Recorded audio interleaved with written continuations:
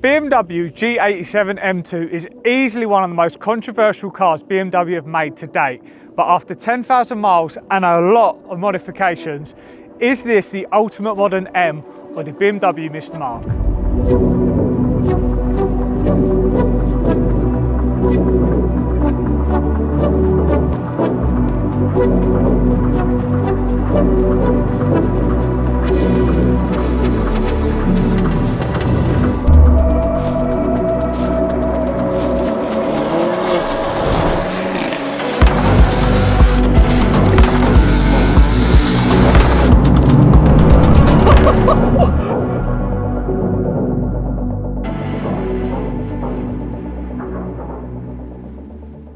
So what do we have here then? This is what we believe to be the ultimate M car. We've built this to be track capable, but daily drivable. And the first word in daily drivable is carbon fibre bucket seats with less padding than a donkey's saddle.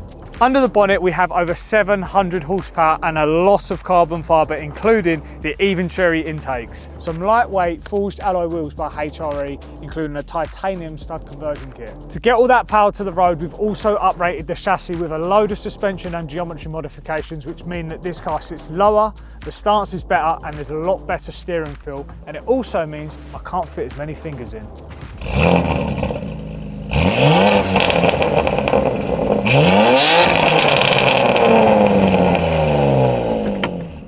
Yes, I know what you're going to say.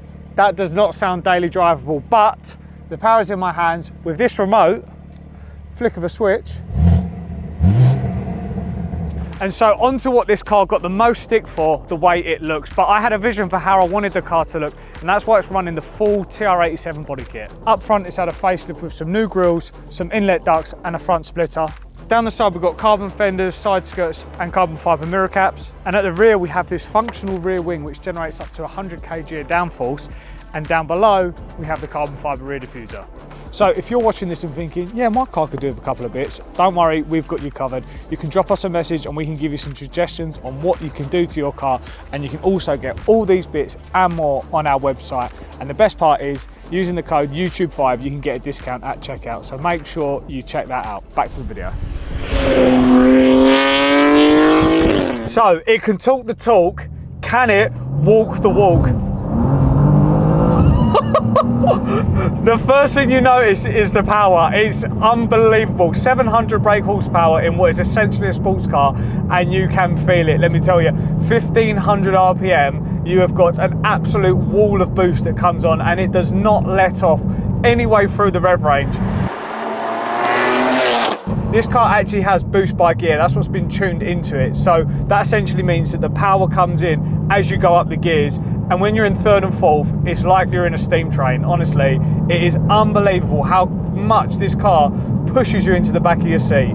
The engine is a sensation. And once it's been tuned and unleashed, this car honestly comes to life.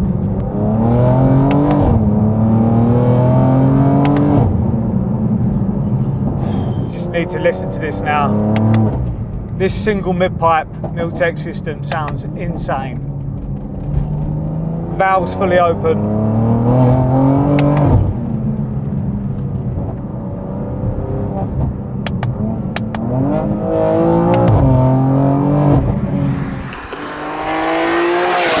You would think that 700 brake horsepower is all consuming and it completely ruins the way that this car drives, but honestly, that could not be further from the truth. I don't know what happened between 2015 and 2020, but the BMW M chassis engineers must have been taking some mushrooms or something, because they've come up with some magic with this car. Like, honestly, the turning is insane. And then with this, with the modifications we've done to the chassis, it's actually opened up like how communicative this car could be.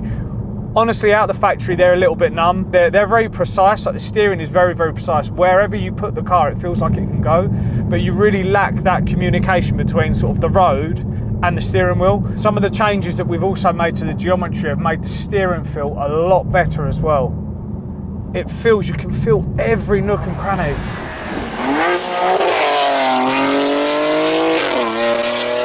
Look, I know pop and bang exhausts aren't exactly loved by the general public, but they do really add a bit of character to the car. It makes it feel a bit childish, but that's what makes it fun.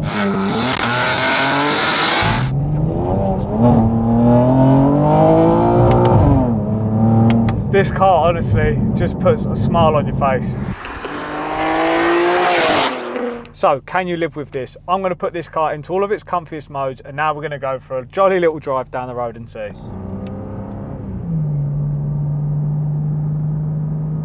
It's a normal car, that's the thing. I reckon you could actually take your nan out and she wouldn't have a clue. Other than the carbon buckets, she'd be well happy with this. She wouldn't spill her milk or her tea anywhere. So you guys that follow the channel will know that I'm probably the biggest advocate for the F87 M2, the previous generation. I think that is one of the best cars BMW M had ever made.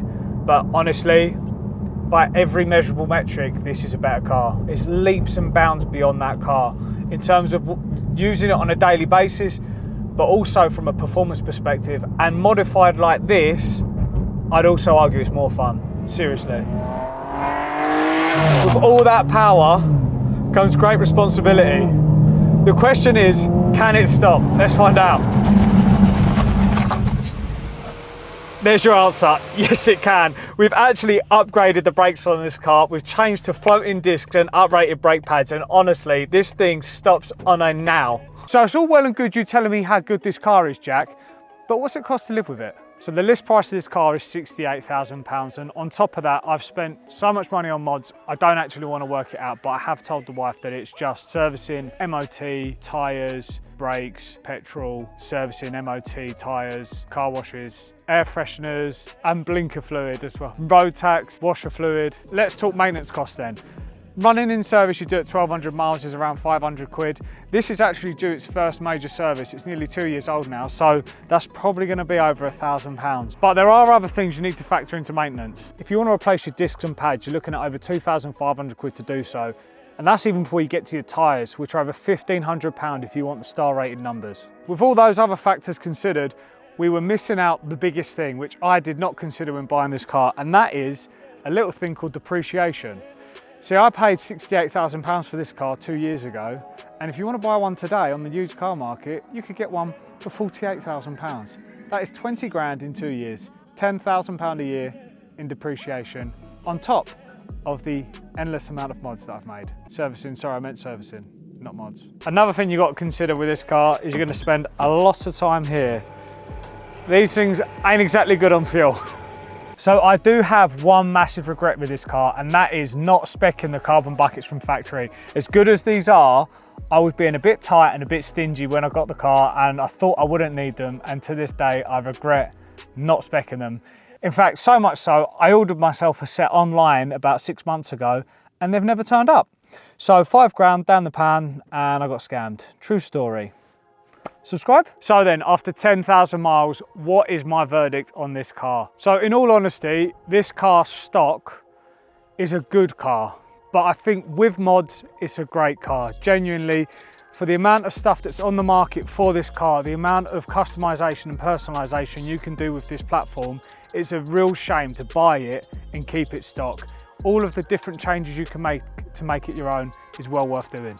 So, should you buy the M2 over the M3, the M3 Touring, the M4, etc, etc? And in my honest answer, I've had an M3, I've driven Nathan's M4, I would still come back to this every time. It is an out-and-out sports car. Yes, you don't have the practicality, but that's the whole point. You're there to enjoy driving this car, and that is why this would be my choice. And so that brings us to our verdict, and back to the question. After 10,000 miles, would I recommend you buy this car? And the honest answer is a resounding yes. Even though I've lost so much money in depreciation, I would go out tomorrow and buy another one of these cars, especially at the price they are now. For a 48 grand, you could not show me another car that has this amount of tunability. It genuinely has supercar pace for less than a fraction of the price. It is an unbelievable value proposition. So it gets my vote. Thank you for watching. We hope you guys have enjoyed the video. We very much enjoyed making it. It's a slightly different format to the normal video. We've gone out and made a little bit more effort. Hopefully we're going to be doing a lot more videos like this in the future. If you did enjoy it, please do drop us a comment and just say so, because it means a lot to us. Stay tuned for bloopers. Apparently. I've not made any bloopers though. I've been perfect all day.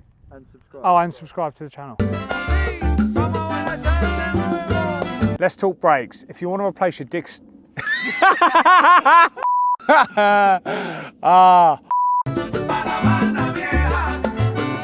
Shut up, Joe. So, let's talk sticks. I do have. Shut up. Right. Ah! What? We've built this to be track capable. Under the bonnet, you've got your nan. Let's talk brakes. If you want to replace your dicks and pads, go. To get us to the road, we've got.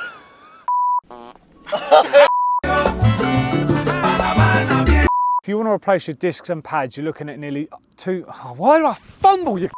Shut up. Ugh. The power is in my hands. I'll show you how I wanted it to look. All right. Cough. Ripping and ride. Rewind. And again. Okay. Sweet. Oh, shit. Yeah. Oh, I didn't even realise. Oh, I didn't even deep it. Did you not? No! I didn't even see him. What the f? Does your car make you wiggle? Right. Sweet.